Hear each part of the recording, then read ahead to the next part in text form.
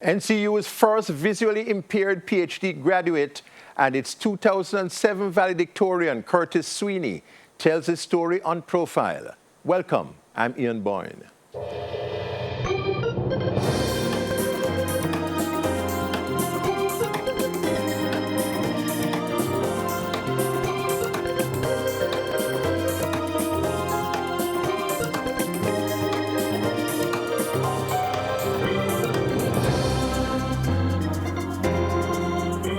Curtis, good to have you on the show. It has been quite a journey.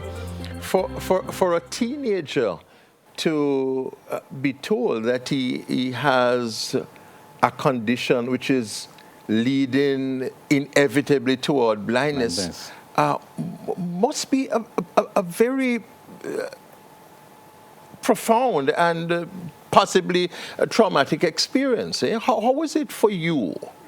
Indeed it was, Ian, but can I just first say what a great privilege it is to be here. Oh, I mean, I have watched Profile over the many years. Oh, you have? And I wondered one day, would I ever make it to Profile? Is that so? So it's really great being here, Ian. Thanks for having me. I'm happy. Yes, man. Yes. But regarding that diagnosis, I had always had bad eyes. From prep school, I had difficulty seeing the board.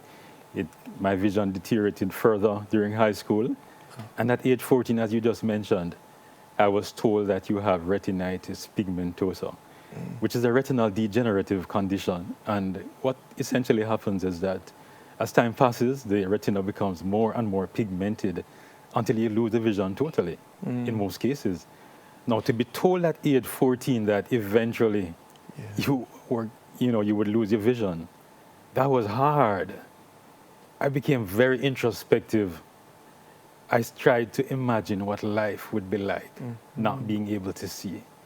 I started to picture all the negative images of blindness, walking with a cane, bumping into people, having to depend on people to do things for me, being seen as an invalid, being sort of almost discarded by society. And it wasn't looking very good for me at all.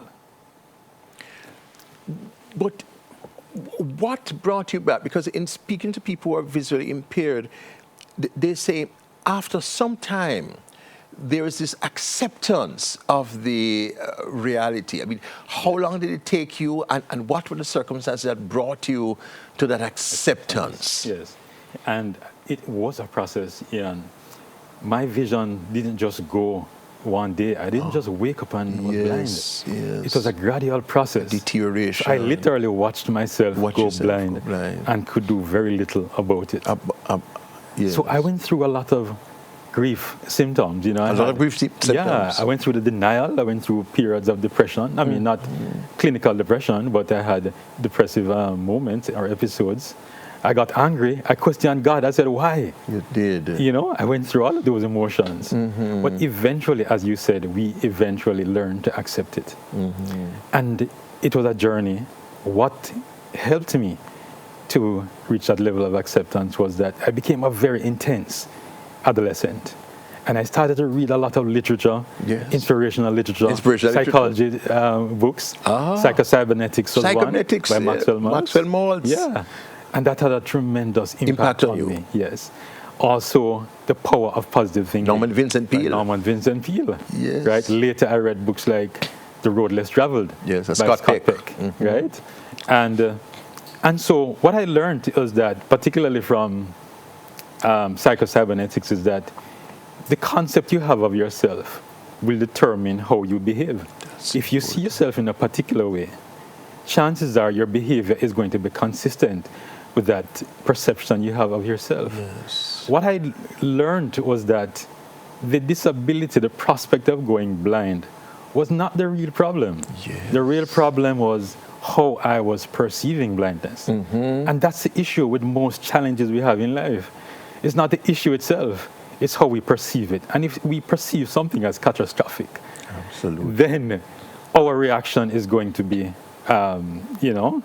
sort of... So that the psychologist Martin Seligman talks about explanatory style. Yes. And he says it is important to have an optimistic explanatory style, to be able to impose on whatever circumstances we find ourselves in a positive evaluation. So that's what you began doing. Absolutely. And it's the same thing that not Erickson, but Albert Ellis said. Albert Ellis, yes. And Byrne, in cognitive psychology. It's the same thing they're saying. If you can reframe your thoughts. Reframing, absolutely. If you can learn to reason cognitively and transform your way of thinking, then ultimately your behavior will be consistent with that positive mindset. And some people may say it's difficult, but how do you move from a fixed mindset to that kind of mindset? Yes, tell us. But sometimes we have to be intentional. We have to train our minds. The mind is very powerful, and we have to train our minds to develop that sort of a way of thinking. And sometimes in therapy, what we will actually do is have people to write down the negative thoughts and force them to find a thought that disputes that negative thought. I see. So you have to be very intentional about it. But the moment you start to change your perspective on a situation is the moment you realize that you're perceiving, you're beginning to feel better. Absolutely. You are becoming more acceptance. Absolutely. You start to see things in a more positive light.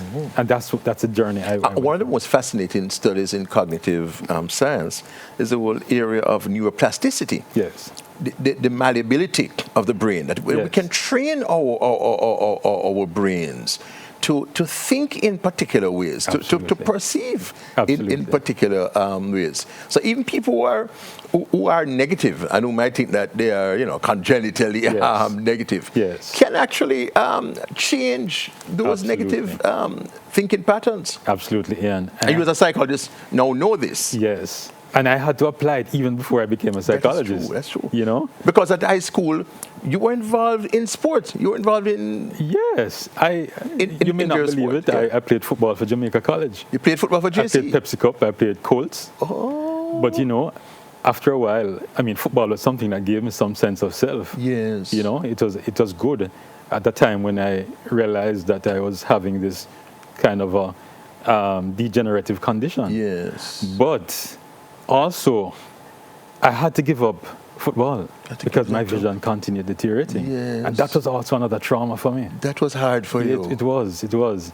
And throughout my adolescence, I kind of struggled with a fragile sense of self.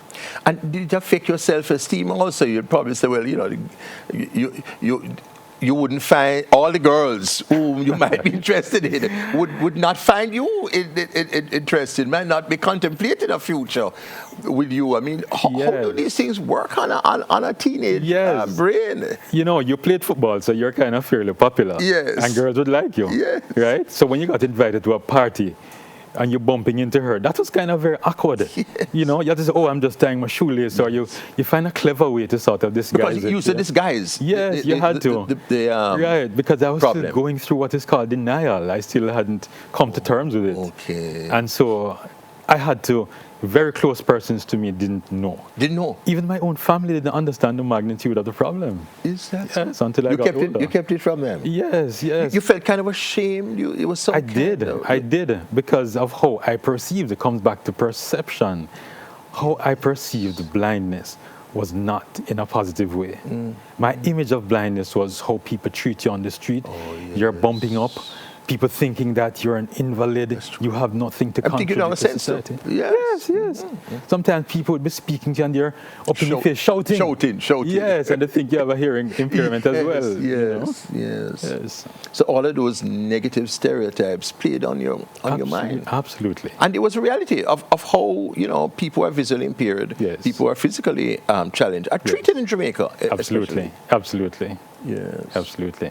But you decided to change your thinking, Curtis. I had to, Ian. I had to. And I had to do more than that. And it meant it didn't happen overnight. It had to be an attitude that I developed, an attitude of thinking positively. It had to become a habit.